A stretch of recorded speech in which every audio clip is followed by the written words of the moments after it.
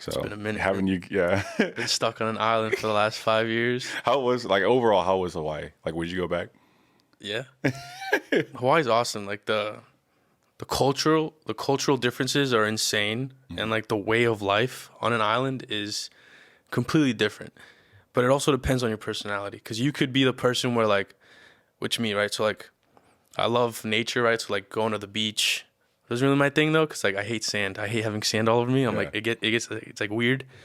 But the hiking, like the food, dude, is awesome. The food out there is different, and like poke, like raw fish bowls with like they'll catch it in the morning, and then you'll see it in the stores like that afternoon. So it's dope, and just the views you see out there are insane. Flying out there is gorgeous, and like that's pretty much like that's what I fell in love with, flying out there, and then just like the cultural differences, and obviously being brown helps you out there because the locals are pretty racist towards white people. Yeah, so from what I hear. That's somewhere white people can go and feel racism.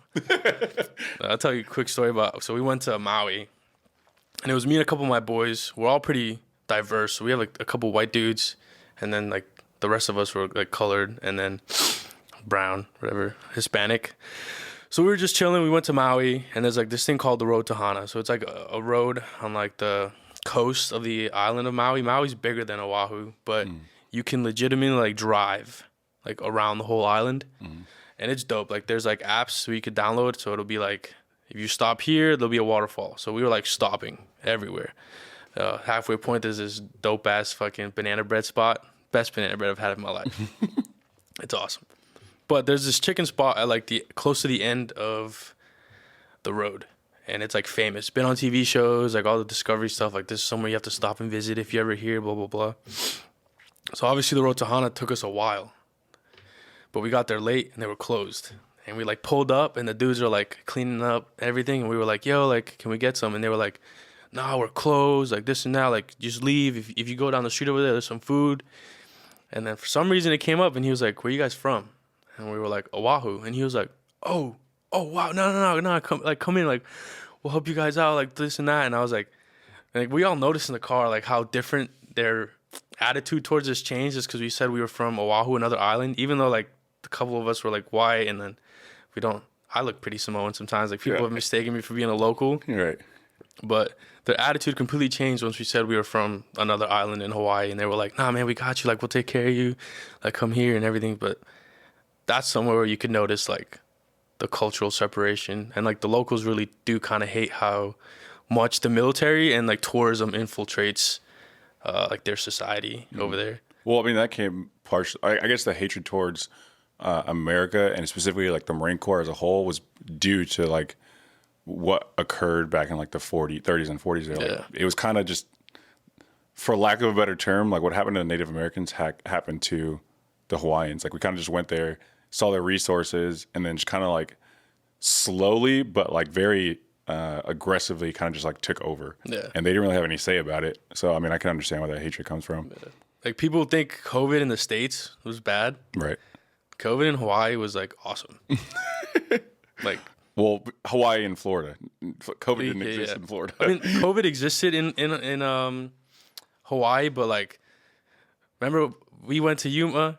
That class got canceled. Yeah. I was on the last plane back to Hawaii before Hawaii closed their airport. Right. But for a state that survives mostly off tourism, right, during COVID, no, it was awesome. Oh, a lot of people went there? No, like it was dead. Like no tourism. People, yeah. But from someone that lived there for so long, like you go to the store, it's packed. Right. You go on a hike, it's packed. You go to the beach and there's trash everywhere. Like that's what people don't get. Like I think us Americans, white people, whatever, like we go somewhere and like some people don't care about nature as much, or like littering or taking care. They just want the pictures. Yep. The Hawaiian, like local people, like they care about the island and they care about keeping everything clean, and like you pick up after yourself. Like even now I catch myself, like I'll go somewhere, like I'll just be picking up trash for no reason. Like it's not my trash, but it's about taking care of where you're at and like appreciating everything. So like during COVID, no tourism. So like there was no traffic. The beaches were pristine. all the locals. If you were there, it's because either you were stuck there in the military or you're local and you live there. Right. So like Waikiki, which is like the strip, the main tourism strip. At night, dude, empty. Like you could book a hotel room, do whatever you want. Everything was cheaper. People were still working and everything. I think economically it does impact the island a little bit, but like I guess looking at it from my perspective of like as somebody who lived there, and then how empty it was and how you could do whatever you wanted.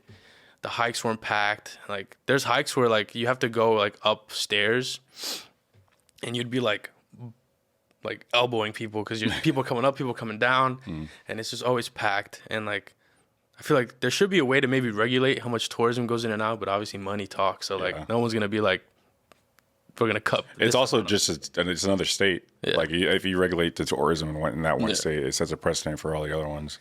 Yeah, but other than that, like I'll go back in a couple of years probably just to either go visit, and then I was there and I flew over all the islands, and I spent like a week in Maui, and then I spent a couple of days in the Big Island. But there's still like 2 islands that I could like go visit and really see. But once you've been to one, you kind of been to all. It's green, sandy, nice beaches, nice waves. That's the Caribbean. It's like you know my dad's from the Caribbean, with the exception of Antigua, but I'm biased. A lot of the islands are a lot similar. Like you'll have different like food tastes and things like that. But for the most part, like majority of the Caribbean islands are the same, and especially now because a lot of them are very westernized. And Americanized. Like my wife and I went to the Virgin Islands. Granted, it's the U.S. Virgin Islands, so it's just a territory of the United States. So it was very, very westernized. But there's a lot of people down there who like moved there during COVID. Like they went down in during COVID to get a vacation because obviously nobody was working, and they went down there, realized that there wasn't a whole like COVID regulations wasn't the same down there because it's an island, so like everybody got sick in the first month, but B, it was just kind of that whole idea of like the island life or island time, like that's how people operate down there, and they're kind of very go easy kind of thing. So they weren't mandating everybody to wear masks. Obviously, coming in and out of the airport, that's a given. So people went down there for like vacations and then stayed down there. Like we went to a restaurant and the bartender there, we were like, "Hey, how long have you lived here?" And she's like, "Yeah, like 6 months." And she's like, "Yeah, I came down here during COVID, and then when I went back home, I had to deal with all the COVID regulations again. So it was like I quit my job."